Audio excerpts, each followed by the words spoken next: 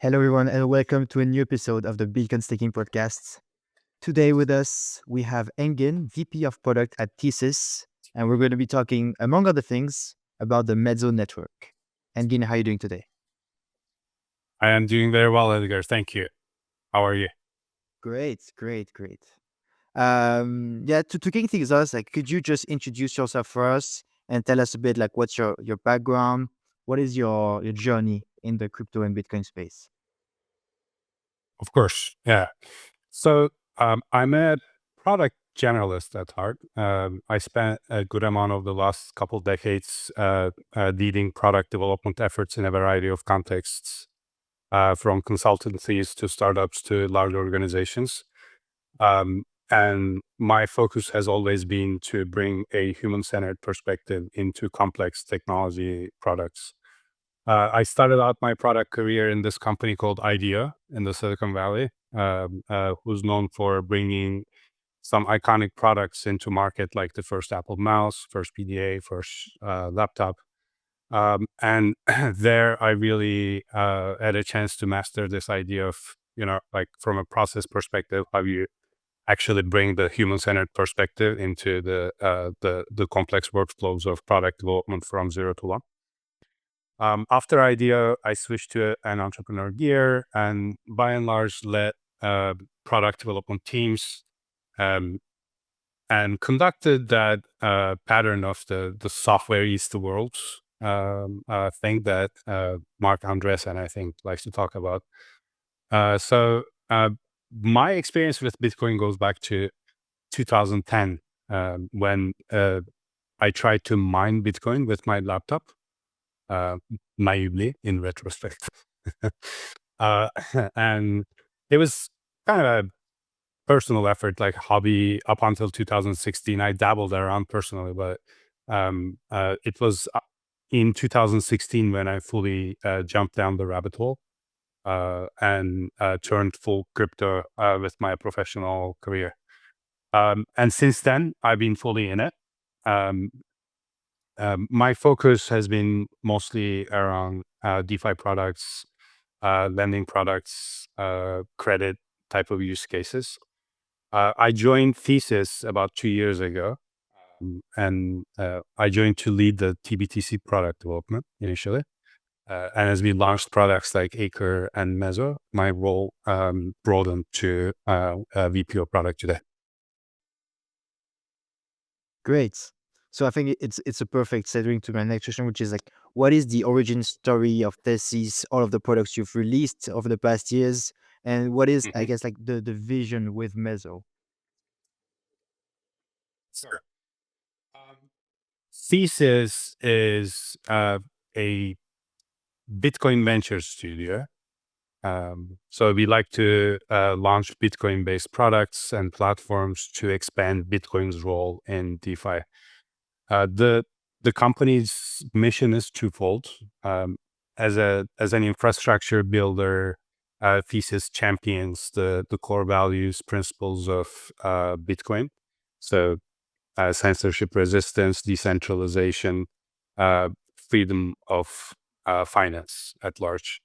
And as a product builder, Thesis's goal is to actually accelerate the adoption of Bitcoin um, within and beyond crypto, and create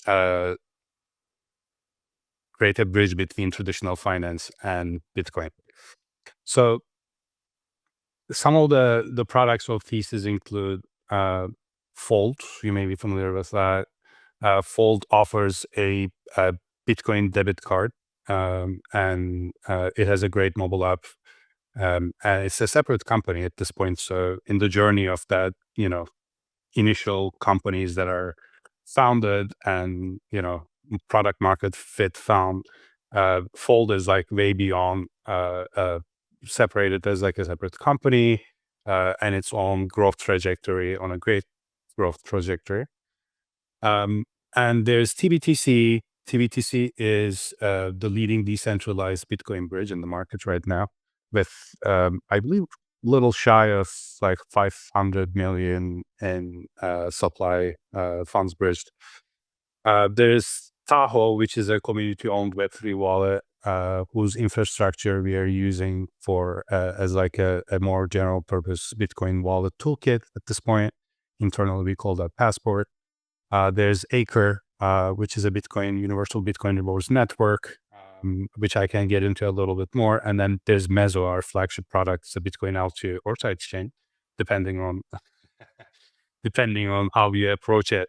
But if you look at the full stack of products that Thesis initiates and working on, they're all about making Bitcoin useful and productive as an asset. And all those products serve a particular purpose in that grand objective. Yes. So you were just saying like Mezo is an L2 or a sidechain, depending on who you ask. If we ask you like how would you define the architecture of Mezo?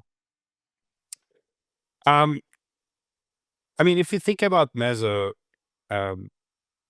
like in the world of L2 sidechains, a lot of these conversations turn into very technical, discussions around, is it this accurately or that accurately, right? Like I try to avoid those type of conversations because everybody has a very particular perspective. The way I like to think about Meso is that it's really a new home for Bitcoiners, holders and builders alike, to make the asset itself a productive asset. We call that the super normal use of Bitcoin. Our vision for Bitcoin is not necessarily creating a crypto specific platform. I mean, it does start with that, but we have a big emphasis on making Bitcoin useful within and beyond crypto. Right. So as like a finance platform, as a way to empower people beyond existing institutions, existing banks, existing status quo. How do we actually position Bitcoin as like a new financial infrastructure that leads to the growth of new financial products and services that empower people at the end? So that type of thinking around using technology to empower people is like a principle for Mezo. Um, so again, the priorities of Mezo are, and what distinguishes it from others maybe is that our emphasis and our laser focus on user experience, which, as you know, is like a major challenge in crypto products, as well as security. Our team is a Bitcoin OG when it comes to building anything on Bitcoin. So that is a given. And we have a really big emphasis on the security and the decentralization aspects. Aside from that, obviously, like we have a big focus on the ecosystem part, building good tooling toward DeFi, and then a good onboarding for ecosystem partners, smooth integration with traditional finance offerings. So all these kind of like come together. And when you bring all these together, do you call it a side chain and L2? I really care less about technically what we call it. But yeah, we launched Mezo. There was a pre-launch last year with a points program. And then we launched it as like Bitcoin's economic layer, which is what we like to call economic layer, as in like how we can make Bitcoin productive and useful for people. And that started with like a simple staking use case where people can deposit their funds and then start earning points through our points program. And so far we raised about, I believe, a little over $28 million in 2 rounds. And we have been putting those funds really to accelerate the development on the technology front, on the user experience front. And we are also laying the groundwork for the emergence of a great Bitcoin Fi ecosystem. Bitcoin Fi as in Bitcoin DeFi. So that includes solving for like some of the key components of wallet integrations, achieving a strong benchmark for user experience across the board, easier logins, easier on-ramps, and then we also spun out Acre as a separate product recently. Got it. And so talking a bit about like Bitcoin scaling solutions, like places that were created in the past to make Bitcoin more useful than on the base chain. There's actually like a big history of these chains and these side chains, these side networks, these layer twos trying to give utility and more usability to Bitcoin. Mhm. Um, could you like cite the ones that like were most relevant for you in the past? And can you like can you give like what is in your opinion like the postmortems for these solutions as to like why they were not able to succeed where they needed to succeed? Like I think the most notable one is the Lightning Network, and today the Lightning Network in terms of capacity is much smaller than just like wrap BTC on Ethereum, for Mhm. example. There are also solutions like Liquid, for example, that try to have like smart contract capabilities on top of Bitcoin, and uh, this solution has yet to prove that there's really demand for block space there. So why? What are the I guess like the lessons from the past, and what can the Bitcoin community improve in the future? Okay. Um, okay. So let me answer the question this way. If you go to any Bitcoin conference today, you will actually see a lot of um, technical conversations around how to incrementally make technologies better, more accessible, how to add smart contracts onto Bitcoin, how to increase the level of decentralization, how to, like at a base layer, how to make improvements, how to, you know, like a lot of conversations that I see, and these reflect, the general vector of it. And I'm not saying I'm on top of everything that's happening at every nook and corner. So I'll make a little bit of a broad generalization here. That and this is not specific to Bitcoin, by the way. Since I spent so much time in building highly technical products, I see this as a pattern across the board. Um, there's a lack of a blunt product market fit perspective onto the development of these platforms. Yeah. What I mean by that is that there's like when you have a technical vision that goes beyond like 1 year, 3 years, and on paper, in vision and mission sounds great, right? But when you actually break that down and work that backward into increments of like what happens every 6 to 8 weeks, okay, and how the market narratives shift per that, and then how you're actually aligning your deliveries per market, per these shifts. Like if you're unable to adjust and break down your grand vision to this, not only match up and catch up, but also kind of like lead those short-term sprints, then I think what happens is that by time your vision starts diluting, and then people who are working on it start to, have a blurry view of like how you will get there. Yeah. So I think this is like evident in a lot of high tech products, technological products. And this is really like what we bring on the table right now, as far as like how we think about product market fit and how we can offer useful things to people in the short run, as well as carrying out a plausible mission and vision that's aligned with Bitcoin's core perspectives and principles in the long run. I don't want to go too deep into specifically Lightning or Liquid, but what I can tell you is that, I mean, Lightning is probably, from a mission and vision perspective, one of the most plausible efforts that are built upon, like Bitcoin layer one, as far as making that useful. But what I can tell is that Lightning development goes at a relatively slow pace because its development is very much tied into the governance mechanisms of the base one layer. And then they are dealing with a lot of, solving for like very, very technical problems that relate directly to Bitcoin's core development. So the decision-making processes move relatively slowly there, and the product market fit type of conversations come either later on or not sufficiently to inform big strides.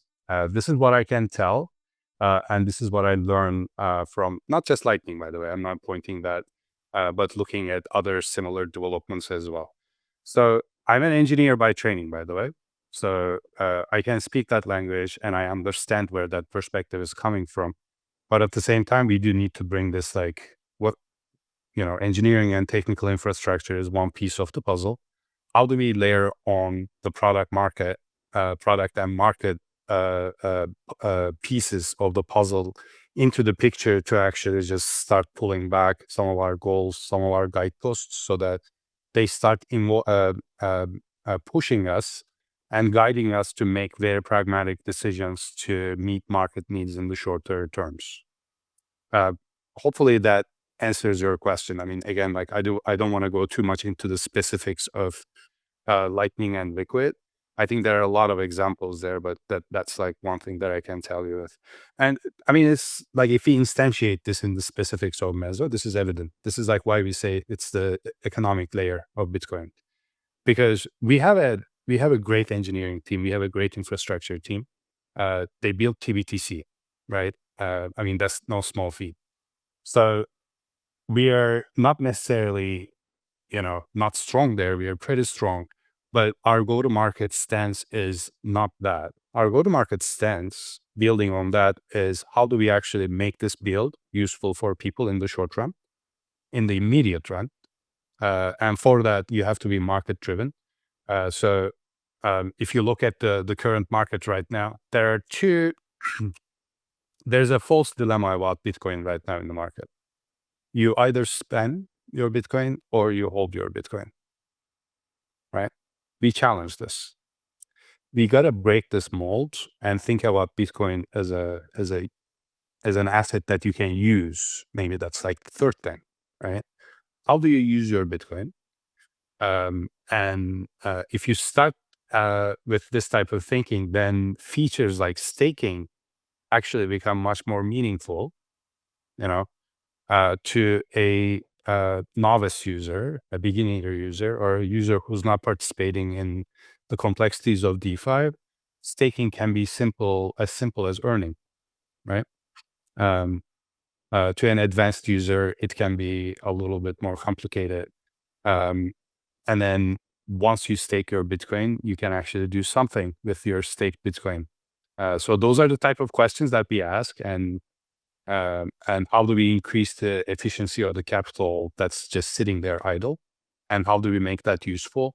I would say that that's a different perspective that we bring to this market right now, in addition to our engineering prowess, is that we are a very market-forward, market-driven team as things stand right now. Got it. So I guess like let's start diving a bit to like the Bitcoin staking piece on Mezo. Please, can you explain us like how like Bitcoin staking works on Mezo? How like the Mezo network uses Bitcoin economic security?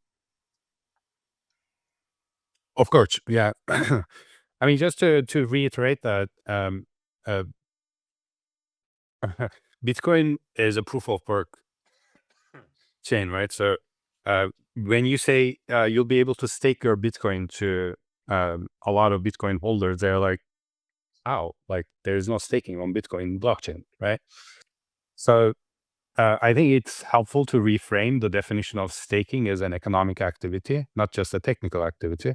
If you think about it that way, then you can put your assets to work to secure a network, and you have gains and the network have gains, and there's alignment between the provider and the receiver. So that's the economic frame that I would like to put forth, and that's kind of like what we lead with. There's obviously challenges to this. Um, what's crudely called as like Bitcoin maxis, I think there is still friction in the market for this type of narrative, but we have been seeing a great deal of progress because, like if you hold any asset idle for too long, you will start asking the question of like, what is the future of this? And how can I make this, more productive for myself, more useful for myself? We are seeing that. And then for Mezo itself, we staking on Mezo really is about we recognize the market behavior of hold. We don't want to change that. I don't think anybody can change that in the immediate term. People want to hold their assets, right? So is there a way to hold your asset while making it useful? I think this is a starting point for like every decision that we make around staking and other DeFi utilities that you can build upon Bitcoin. So it starts with that. So what we are saying is like, come hold your Bitcoin with us. Okay. Uh, and to do that, you don't need to actually to stake in Mezo. You don't need to actually acquire another token in the beginning. You can simply stake your Bitcoin and participate in the validation and security of the network. And purely by that, you will be actually getting a subset of the network fees distributed to you, 1/3 to be specific. Okay, so that's the beginning part. Like we can simply offer that to users. And then on top of that, we are working toward a dual staking mechanism where you are able to stake not just Bitcoin as the asset, but also Mezo's native asset, Mezo, right? And Mezo asset holders probably will be acting with a slightly higher tolerance, and they will be also benefiting from the emissions of that particular asset. Okay, so um, Bitcoin staking itself provide Bitcoin holders an entry point into staking into Mezo. And then we are working on making that a great, simple user experience specifically designed for Bitcoiners. And there's going to be the level 2, so to speak, of that, which is where a subset of those folks will want to participate as stakers using the native asset of Mezo. And if they want to, they can. And Bitcoin itself is still the gas asset in Mezo, by the way. So yeah. So that's like a high level summary of it. Do you have any questions from that high level summary? Yeah, I have a few questions. So how do you get the Bitcoin from the layer one to it being staked on Mezo? Good question. Something that I should cover. um, so Mezo is a proof of stake network. We are building it as like a Cosmos chain. So to get Bitcoin into Mezo, it's going to go through the TBTC process of minting TBTC for your Bitcoin. TBTC is again is the leading decentralized bridge, Bitcoin bridge that tokenizes Bitcoin into an ERC asset, right? So that you can actually the way I like to think about that is like simply it gives your Bitcoin uh, uh, wheels, right? So that it can travel from one chain to the other for DeFi use case purposes. Today, if you're not using TBTC, this happens like you have to wrap your asset as like WBTC or something, but there are implications of, custodianship and so on there. So for that reason, we have been seeing a great deal of growth in TBTC in the recent months. TBTC is going to be kind of like the on-ramp to Mezo and really the operational asset within and across chains, right? So when you bring your Bitcoin, you will be using your Bitcoin and we will be managing the Bitcoin operations as TBTC within Mezo. Got it. So in order to stake the Bitcoin on Mezo, you first need the Bitcoin to be bridged as TBTC on Mezo, with Yes. like gas token being TBTC on Mezo, Mhm. correctly, and and the I guess the staking interaction being as simple as a smart contract interaction, right? Exactly.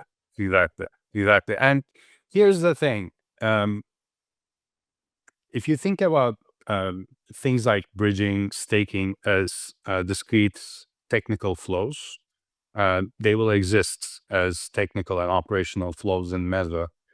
Um, when I say we have a user experience emphasis on Mezo, what I mean is that uh, these particular technical flows may not reflect on the interface as like, now you're bridging, now you're staking, right? It may be simply that, you're onboarding you're depositing your assets in Mezo, right? As part of that, your Bitcoin actually is going through some steps. As long as we are transparent in what those steps are, the explicit actions that take place there as like user flows don't need to be your bridging, right?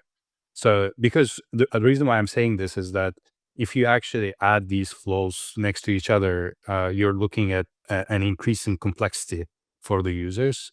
And we would like to abstract away those complexities as much as possible. So the interaction benchmark that we are shooting for is like a bank-like interaction, right? You have accounts, you're depositing your assets, you're managing your assets, and you're doing stuff with your assets, right? So and you may be having your checking account, your saving account. I'm using these as metaphors, by the way. I'm not saying this is exactly what we're building, but as a benchmark and experience benchmark, there is some familiarity with these type of user experiences. And that is like our benchmark. That's what we are going toward. Yes, bridging, staking, delegation, all these will take place. Some of them will be reflected to user, but we will try to abstract away the complexities of that as much as possible so that users are not thinking about what is bridging, right? In a lot of cases, they don't need to know. Absolutely, absolutely agree. And you see, like, broadly in the crypto space, like there is like a big push to try to abstract complexity like everywhere. The reason I'm asking this is just because like we have a very crypto savvy audience, very tech savvy audience, and Of we're course. just very curious to know like everything that happens under the hood. Like there's no question that like things have to be simplified for the average user, but Mhm. especially our B2B audience, they really like to understand like everything that's going on in order to Of understand like, course. the types of risks and security assumptions that are going on with Bitcoin staking. Right, right, exactly. Yeah, so to get it maybe a little bit more technical on the bridging side, on the TBTC side, that may be useful to do if that makes sense. Would you like to get into that a little bit? Sure, yeah, please. And I guess it's an opportunity to talk about TBTC more broadly, and I'm guessing the bridging Right. mechanism is the same on other chains. Yeah, yeah. So, uh, I mean, just a quick primer about TBTC. TBTC started out in 2020, I believe. Yeah. So, and before that, the infrastructure of it also was active. So, TBTC is a battle-tested decentralized platform that has been progressively more and more decentralized. If you look at the number of nodes, number of validators in the network, in Threshold network, who's handling the governance and the technical operations of it. And it is, I believe, currently live in over 5 chains, including, Ethereum, Ethereum L2, Solana. And it has a pretty fat pipeline of chains that are asking for integration of it. Because, with this push around Bitcoin L2s, if you're running a proof of stake chain, and if you want Bitcoin as a usable asset on your chain, the smart thing to do really is to find the right bridge infrastructure for yourself. And TBTC, is like one of the top choices. It is the top choice because it is the most credible, the most battle tested, the most legitimate decentralized bridge in the market right now. We have a disproportionate advantage as Mezo that our team is the team that built the infrastructure of TBTC, right? So we have a very keen understanding of how it works and how it's going to be improved and how it's going to get better. So we have that type of significant advantage. Um, the way TBTC works is that um, TBTC is like a in a very general definition, you can think about it as like an extremely decentralized network of custodians, right? So validators participate running the TBTC network. And every time someone deposits Bitcoin into that network, the funds are stored in newly created wallets. And then the private keys of those wallets are distributed into the network. And any operation that that's about actually, impacting those funds, those assets, those wallets, need to go through a 51 out of 100 type of consensus mechanism, right? And this whole mechanism is run with pure cryptography. And I believe there are over 300 validators. I may be wrong in this, but last time I checked, there are over 300 validators in TBTC network. So, and as TBTC grows, the number of validators increase, and it gets more decentralized, right? So, using TBTC, just let's be very clear about this, is, making the asset more mobile, more usable, but also as far as the decentralization goes, like you're not using Bitcoin, the asset, which is the king, right? You are using a tokenized version of Bitcoin as an ERC asset with the governance of threshold. Again, TBTC has been battle tested. It has a 500 million supply right now as far as like bridged assets. So it is a very strong choice, and it's a great balance between ensuring decentralization and security on one side, but also utility on the other side. So once you tokenize Bitcoin as TBTC, then like your infrastructure, if you're running smart contracts, then running any operation with Bitcoin as TBTC is just like any asset. Staking, building other DeFi utilities around it, they become, like relatively simple or predictable type of use cases. Yeah, makes a lot of sense. Now going back to the thesis as a whole, and I guess particularly like Mezo, what are the next steps in the roadmap? Like what's currently happening? You guys are in testnet. Are you going to mainnet soon? What happens after mainnet? Okay, cool. Sorry. These are the fun parts. I get very excited about talking about roadmap and stuff like that. Yeah, I mean, what happened so far is thinking about the recent milestones. We launched our points program and we launched our testnet.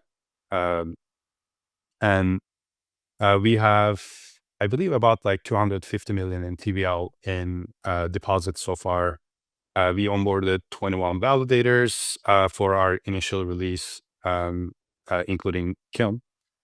And then our testnet, also called MatsNet, has like a good deal of engagement actually, which is a very strong indicator.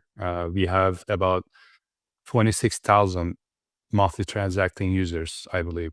Like we have utilities on the testnet that we are using our testnet as a dress rehearsal. So not as just like a technical testing environment, but also like a product testing environment. So we are testing things like how users are engaging with their assets, depositing, bridging, borrow, taking loans, which is like a huge use case that we'll be chasing. So we are testing all of these right now on our testnet, and it's going to continue until the end of Q1.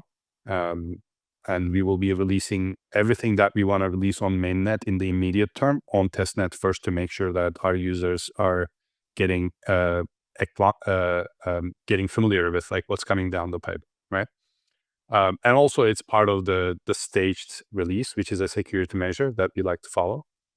So what starts, for example, with 21 validators, they'll go up to 150, but progressively. Like that's not like something that we want to hit out the gate. We want to work with like a subset of like very trusted group of like professional validators in the beginning to make sure that we have a strong core, and then we will grow from there. And that mentality applies to everything. Like we onboard our users, liquidity providers, and some of those are, relatively concierge, white glove type of efforts to ensure that we are seeding the whole thing with the right communities, right?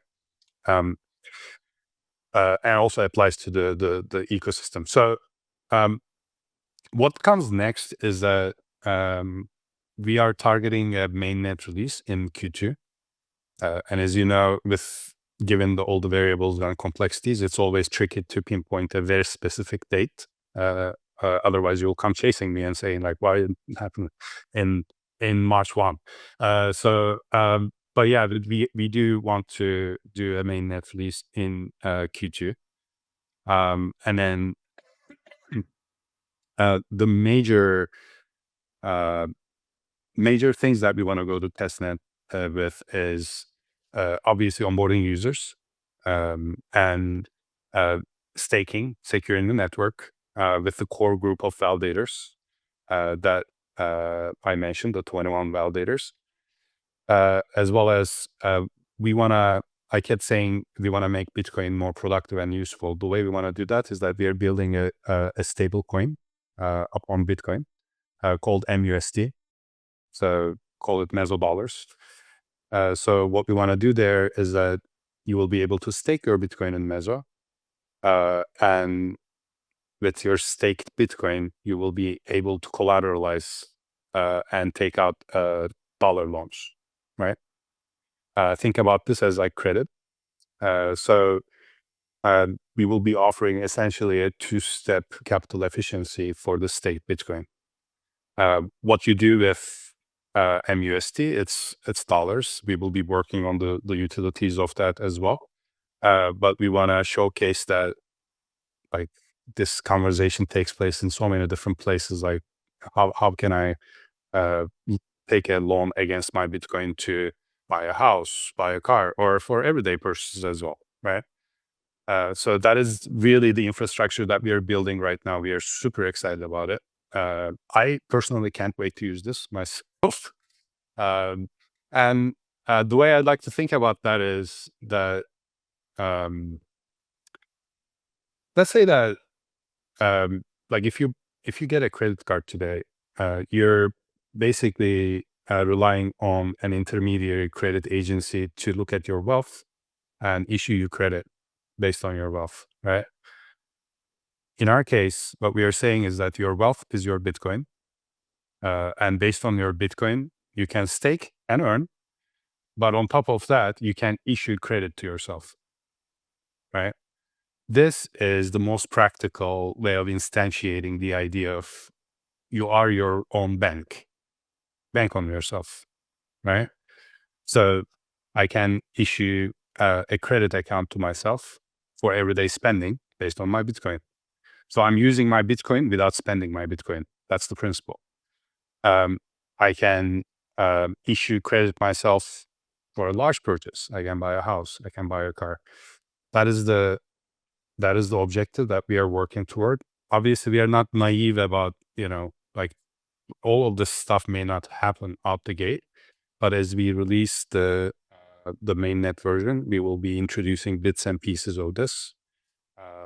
Obviously, there is a whole different part of this where how do you bootstrap and kickstart the economy for MUSD that powers the borrow lend type of dynamics. That's a separate work stream that goes on. In fact, like one of our internal product units is the economy. We dedicated a whole team to actually resolving this as a technical infrastructure and a financial infrastructure challenge. And we are working on those. And then we also have a full team dedicated to building the new standard for Bitcoin user experience, right? So making all these actions like staking and delegation, participating in the governance, voting, as well as borrowing, lending, like all of those actions, we have a pretty high bar for product market fit. So all of these are going in tandem. So these are the things that we are looking forward to at the end of Q1 and Q2. Great. And we talked a bit about like I guess like the short-term future. Like, do you have in your mind like an image or vision of like what Mezo looks like in 1 or 2 cycles? Define cycles. How long do you think are the cycles? Let's assume that like we are stuck with 4-year cycles forever, so 4 to 8 years. Uh, those are really light years in crypto terms. I'm gonna reiterate everything that I said. I mean, it's like we just want Bitcoin to be a useful financial infrastructure beyond crypto. Okay, that's our long-term vision. We like if you look at current crypto products, like a lot of current crypto products are very self-serving to an early adopter audience. That's something we want to break, and we know that it's going to take time, but it is the right thing to do. So we want to set a new standard for Bitcoin users that break the mold of like what we learned to accept as like these are the crypto conventions. We want to break those and think about a much more mainstream use case, like what we call the super normal use case of Bitcoin.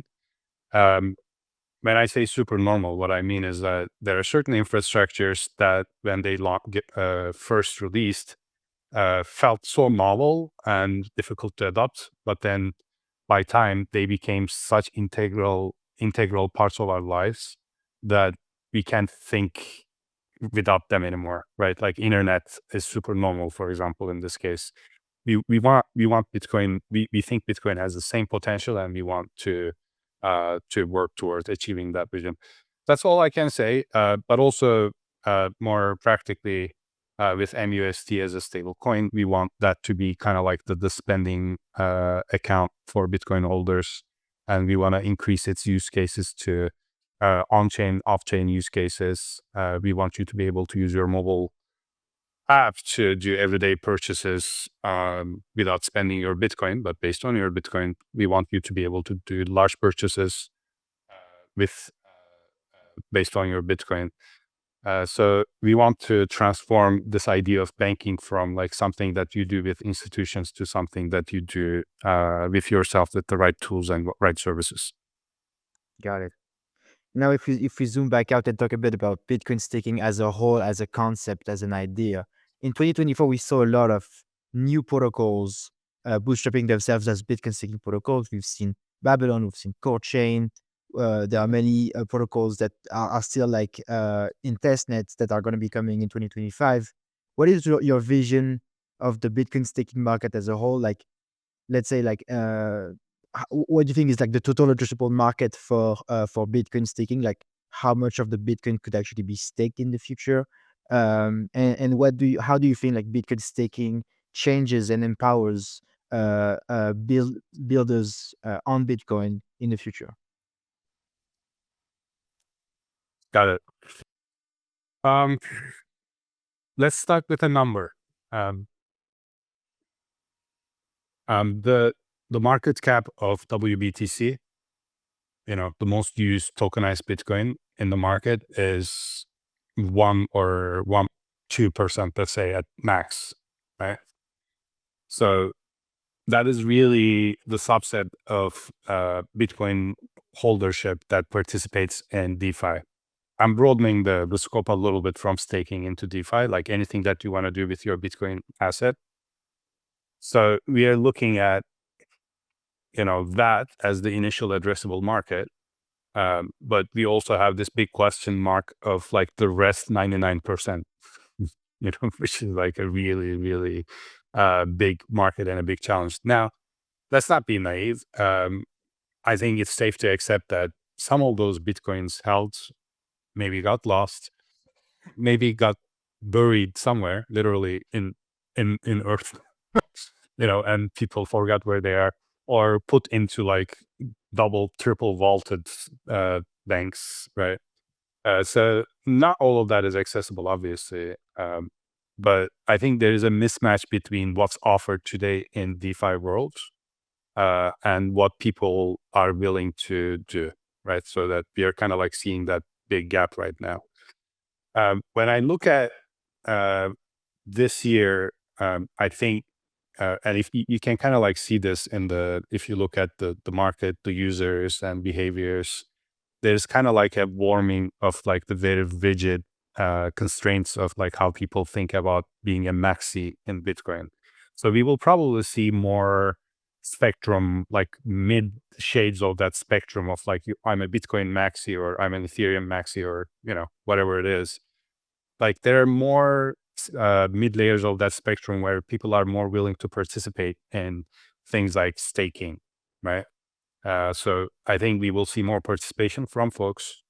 So I think some platforms that offer Bitcoin staking are really targeting institutions, big holders of Bitcoin, or at least starting with them and catering directed to them. I think if you look at on-chain activity, you can clearly see who those are. I think like that's good step and good progress, but that's not really addressing the root cause, because there are a lot of backdoor deals that are done to actually achieve those. And they create like a little bit of a peak in the market and then they don't necessarily follow through, right? So unless you actually follow on with like something that triggers a larger audience of holdership, those are like blips in the market as far as I can tell, right? I don't think we are the only ones who are aware of this. I think a lot of folks are working toward this, and that's good, because as a market, I think we are serving toward this warming of the Bitcoin maximus, and kind of just testing the grounds and benchmarks and thresholds for what the right type of products and experiences are that we can offer to these people, like how you can deliver staking, how you can deliver delegation, how you can deliver DeFi tools and services. As far as our view goes, we like to separate um, the personal financial users of Bitcoin from like more how do I call this? Like a more Solana, Ethereum type of cultural users of Bitcoin. Like think things like NFTs, games, prediction markets, social networks, like all of these things that already have traction. I think you kind of like need to look at those two areas a little bit separately. And we have a great metaphor of thinking for this internally. We call it cathedral and the bazaar. Okay. If you look at any old European town, the town center has, guess what? A church, a temple, mosque, whatever the faith-based place is. And then the first settlers of towns start going there as the gathering place. And around that, a marketplace emerges, and the bazaar. Like any town, any old town has this type of pattern. This is actually our initial platform vision as well. Our cathedral is, where you do personal finance. It's a faith-based place. It's the mission alignment place. It's for Bitcoiners. Mission is Bitcoin, making Bitcoin a successful personal finance infrastructure. What we cannot completely exclude is the marketplace that happens around it, right? Like, so there's also interest from, users of Solana, Ethereum, like a lot of those are also Bitcoin holders, but they have a different type of tolerance. So they also want to participate in a Bitcoin network, right? And they want to use those type of, let's call them bazaar type of use cases, right? They want to play their games. They want to participate in innovative applications, or they want to do their social networks, both as builders and holders, right? So we are actually defining a space for that as well in Mezo. We call it bazaar. And there's going to be like a streamlined way of transitioning from one place to the other. We just don't want to mix them altogether because it's important. So I think, again, like I'm using this as like a metaphor of description for how we can embrace a larger market. I think a lot of other companies are aware of this. We probably will see more progress toward, offering more Bitcoin native applications, DeFi apps, social apps, and personal finance apps that are a little bit different from what you see elsewhere in the crypto market, starting with this year. Yeah. Got it. Final questions on the Bitcoin side. We've seen a lot of developments, not only of staking protocols, but of protocols, of meta protocols, and protocols on general, trying to make Bitcoin more useful.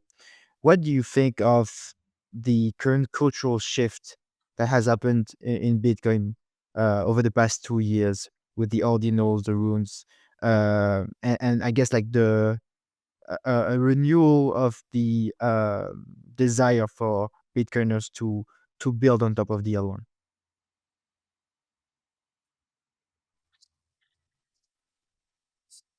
Um, just to make sure I understand your question, you're asking like, what is the shift that led to things like ordinals in the last 2 years? Is that what you're asking? Yeah, more like your opinion on like the cultural shift, like the I guess like the Bitcoin as like a subset of culture of internet culture changed a lot over the past 2 years. Um, Right. is this something that's positive? Is this something that's potentially negative? What do you think about like the cultural clashes between like people wanting to build on Bitcoin, people wanting Bitcoin to ossify, things like that? Yeah. I think it's a good thing. I think it's a great thing, right? Um, I think what's going on is that if you look at crypto as a broader ecosystem, there's a lot of movement in Ethereum, in Solana, in Avalanche, in other places. So there are innovative applications coming out. There are DeFi use cases. There are ways to participate, right? I mean, there's a particular subset of the market that has appetite for that type of stuff, and they kind of like continue on their own. Looking at Bitcoin is really the gateway to crypto for majority of crypto users. Still, like, it starts with Bitcoin, right? And it's also, I think, the most plausible bridge to traditional finance, because the risk tolerance of users of Ethereum and Solana are like at a different level compared to Bitcoin users. I think what we are seeing is that, I think there's like a great deal of polarization within crypto ecosystem between those two endpoints. And what we see is that they're kind of like getting a little bit closer from the Ethereum and Solana and Avalanche and, Sui and like all other chains like Base and Optimism, Arbitrum. I think that's great, but like, where's the new liquidity gonna come? But where's the new growth gonna come from? Right? There's like an overarching question there. Um, I mean, guess what? There's like some crypto native funds that are sitting idle somewhere. It's called Bitcoin. So is it, isn't that the most logical place to actually create the bridge so that there's asset flow?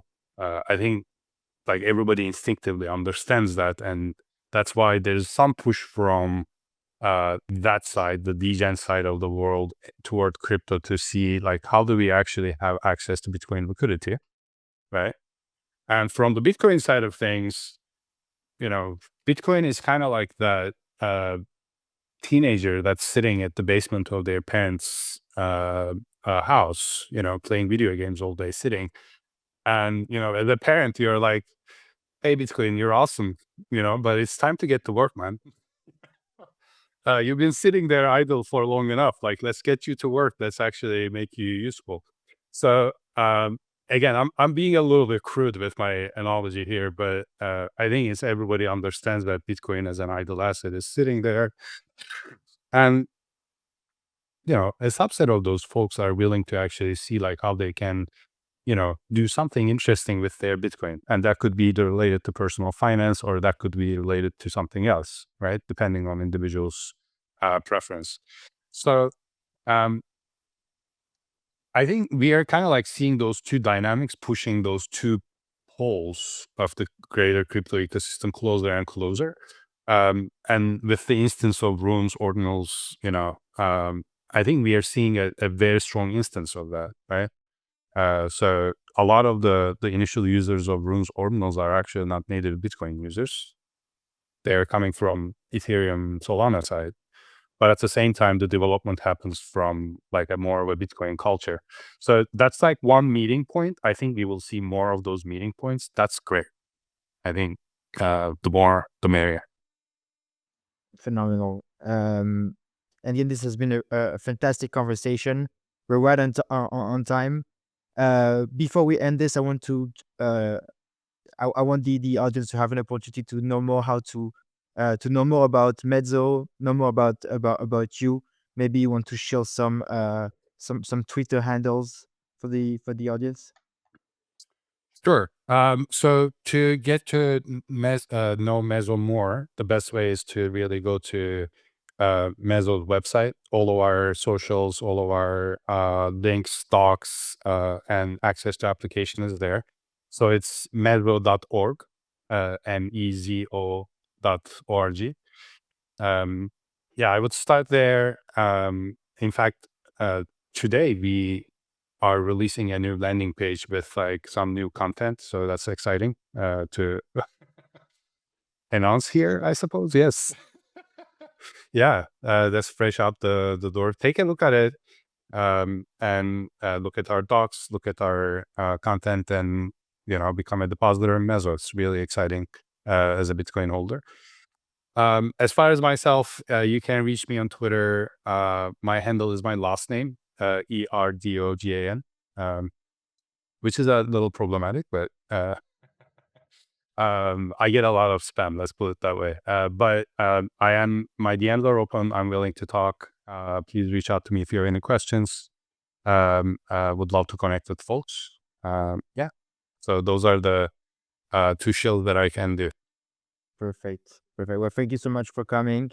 And to the audience, we'll see you very soon for more episodes of the Bitcoin Staking Podcast. Have a great day, guys.